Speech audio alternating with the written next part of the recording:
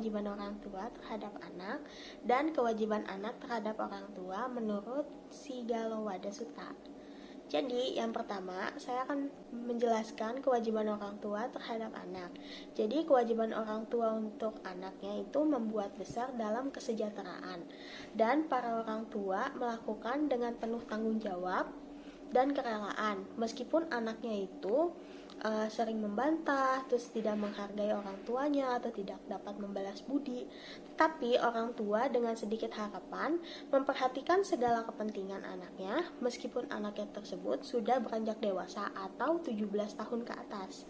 Jadi orang tua itu sangat bahagia terhadap anak-anaknya melebihi mereka yang tidak menghormati orang tua atau memiliki rasa dendam terhadap orang tua.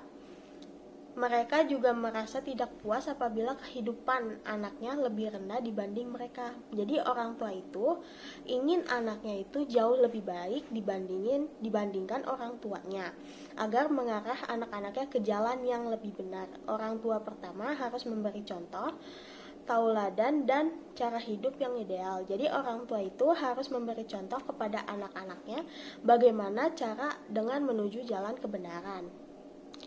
Jadi memiliki kekayaan. Jadi di sini ada memiliki kekayaan dalam Triratna atau Sada yang sangat penting karena merupakan landasan proses yang beragama Buddha untuk selanjutnya. Misalnya mengembangkan kasih sayang, orang tua harus mengembangkan kasih sayang kepada anaknya, meningkatkan kemurahan hati dan memperoleh kebijaksanaan.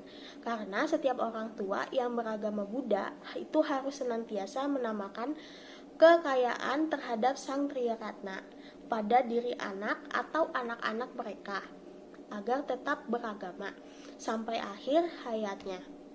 Lalu anak-anak yang beragama lain juga dapat melakukan kewajiban yang sangat penting bagi leluhur. Mereka anak-anak yang beragama Buddha melakukan patidana atau limpahan jasa. Itu buat orang tua yang sudah meninggal. Jadi sesuai dengan Sigalo-Wada Sutta, maka orang tua mempunyai kewajiban sebagai anaknya.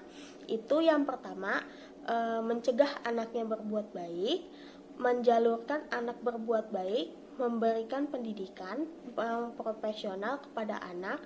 Terus yang keempat ada mencarikan pasangan yang sesuai untuk anaknya. Dan yang kelima itu mencerahkan warisan dari orang tua kepada anak pada saat waktu yang sangat tepat. Jadi berikutnya ada kewajiban anak terhadap orang tua. Jadi menurut Sang Buddha terdapat ada 4 lapang yang utama dalam menanam kebijaksanaan. Jadi yang pertama itu untuk para Buddha, yang kedua para aharat, yang ketiga ada ibu, dan yang terakhir itu ada ayah. Dalam Nigga Nikaya 3 189 isinya, barang siapa memperlakukan dengan buruk ibu dan ayah sama Sang Buddha, Sang Tathagata serta para pengikutnya, sebenarnya telah menimbun banyak bibit penderitaan. Karena siapapun yang mengakibatkan orang tuanya dalam hidup ini akan dicela oleh para bijaksana, dan dalam kelahiran selanjutnya ia akan menderita sengsara di alam neraka.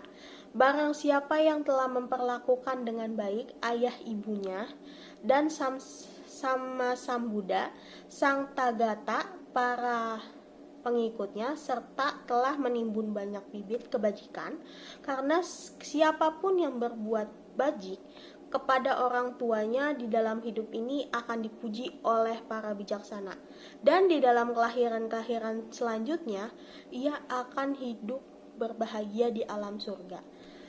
Dan di sini di dalam Sigalo-Wada Sutta tertera ada 5 cara seorang anak memperlakukan orang tuanya. Itu ada dahulu, aku telah dipelihara atau dibesarkan oleh mereka. Sekarang aku akan menolong mereka. Yang kedua, aku akan melakukan tugas-tugas kewajiban terhadap mereka. Yang ketiga, aku akan meniaga baik garis keturunan dan tradisi keluarga. Yang keempat, aku akan membuat diri pantas untuk menerima warisan. Yang kelima, aku akan menerus persembahyangan kepada sanak keluarga yang telah meninggal dunia. Jadi yang paling wajib untuk dilakukan anak kepada orang tua itu 1, 2, dan 3. Berikut penjelasan dari saya mengenai kewajiban orang tua terhadap anak dan kewajiban anak terhadap orang tua. Menurut si Galowada Sutta, saya ucapkan Namo Buddhaya.